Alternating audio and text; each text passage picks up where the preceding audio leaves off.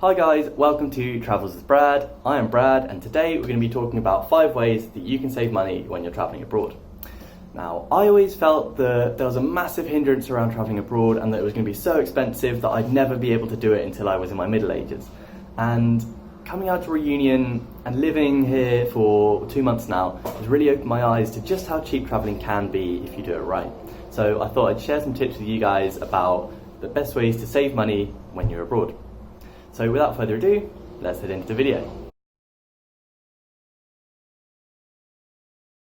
So the first way that you can save money while travelling abroad is not staying in hotels. Now this may seem really self-explanatory, obviously hotels are ridiculously expensive, but there are other ways to travel. You know, Airbnb is an obvious one, but again, people are trying to make money from that, and oftentimes, you might be lucky and find, for example, a family that's very willing to host you, but at the same time, people are trying to make money from that. But there are ways to travel and find accommodation for free. For example, one of those is couchsurfing.com, which, the clues in the name, is couchsurfing. You ask them online on couchsurfing.com if they want to host you. You say, oh hi, I'm in the local area, I'm looking for accommodation, I haven't really got much money, is it okay if I stay with you? And they've obviously signed up on the site, so they're willing to take travellers. And there's a really brilliant culture on couchsurfing and with the whole kind of couchsurfing community that you kind of pay the favour forward. In that, yes, while you might be travelling, you sleep on other people's sofas, but then you kind of take in people when you're back home and you've got your own place and you have the ability to, you take other people in because you've been in that position before and you understand that. And that's what couchsurfing and the general travelling community kind of runs on, is paying the favour forward. So that's a brilliant way to save money. There's also hospitalityclub.org, which is pretty much exactly the same thing. And there's a load of other websites for this. And there's an article that lists a lot of them down in the description below, as well as links to couchsurfing.com and hospitalityclub.org. So another thing something to add on about couchsurfing is that it's often nice to do something for your host to kind of thank them. Obviously you thank them in person, but it might be nice to cook for them maybe, or buy them a local gift or anything, just some way of saying thanks. It doesn't cost you a lot, but it's just nice to make sure that they want to have you again and they'd be happy to have other travellers again. So that's that one. So my second point about saving money when you're travelling abroad would have to be cooking local dishes. Now this might be fairly obvious again, but you'd be surprised how many people will just go out to local restaurants and will just buy what they eat at home and things like that. And obviously it depends where you are. But for example, here in Reunion, rice is ridiculously cheap and it makes no sense not to eat it all the time. I'm guilty of not eating it pretty much at all, but I don't have rice a lot at home, and that's exactly the reason why. But I found that as soon as I started trying to eat more local food and trying to make more local dishes, life got a lot cheaper for me, because there's a reason people make those dishes, and it's because they're the cheapest ones to eat. For example, in the UK, we eat a lot of Italian food because pasta is ridiculously cheap, as are chopped tomatoes and mince as well, beef mince or whatever it might be. So it's the cheapest thing to make, and it's why it's so popular. And it's the same out here, and it's the same pretty much everywhere in the world. The cheapest food is the local food. And to add on to that, you should shop at local markets instead of at supermarkets. Now this can vary, again, depending on where you are in the world. For example, in a lot of Asia and a lot of the Eastern world and in Africa as well, you find that local markets are a lot cheaper than supermarkets. Supermarkets have big markups, they have massive overhead costs compared to local markets.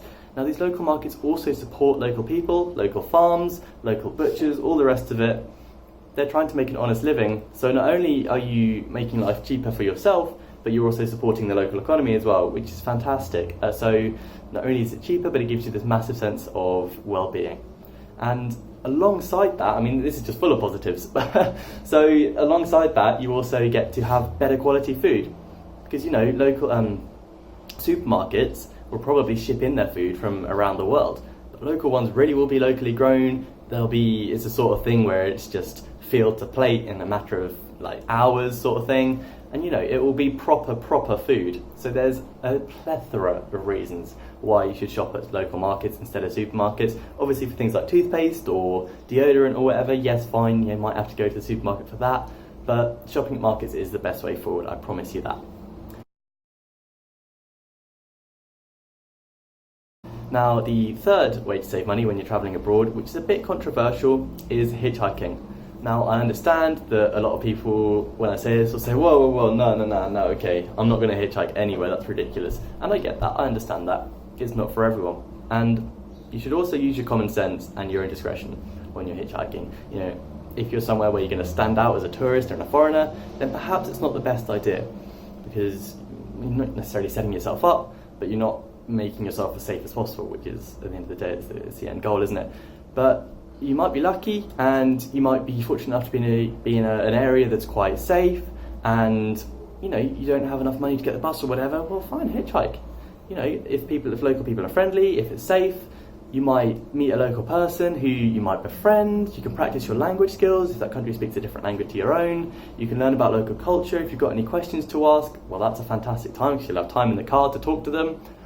It's just a fantastic way to do it, and it's cheaper as well. And often what I've heard, this hasn't happened to me personally, but with other people, I've heard that people who pick up hitchhikers will often offer accommodation to the people that they pick up as well, on the basis that they've been travellers before. The sort of people who pick up hitchhikers are the sort of people who've hitchhiked before, so they know what it's like, and they're in the same mindset as the travellers, as the hitchhikers, so they want to make life as easy as possible for them. So it can have add-on benefits as well, you just never know. And it's an adventure as well at the end of the day. There's a brilliant TED talk about a guy who hitchhiked his way across Europe. I'll try and find the link and leave it in the description below, but it's fantastic and it's really worth a watch.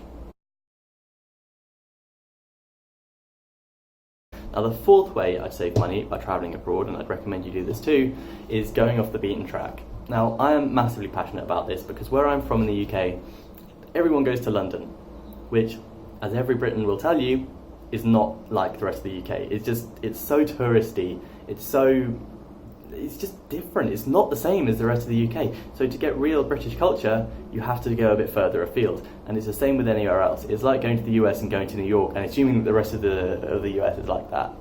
It's just not, it's not right. And it's also more expensive. London and New York are fantastic examples, but it's the same here in RÉUNIon. Saint-Gilles, which is the tourist place here, is really expensive. But everywhere else, where the locals live, that's cheaper, because they know that, well, with the tourist areas, they know they can hike up the price because they know tourists will pay for that. So that's a fantastic way to save money, but also actually get to know the real culture of the country that you're in, and speak to locals as well, and practice the language, which is of course another massive benefit.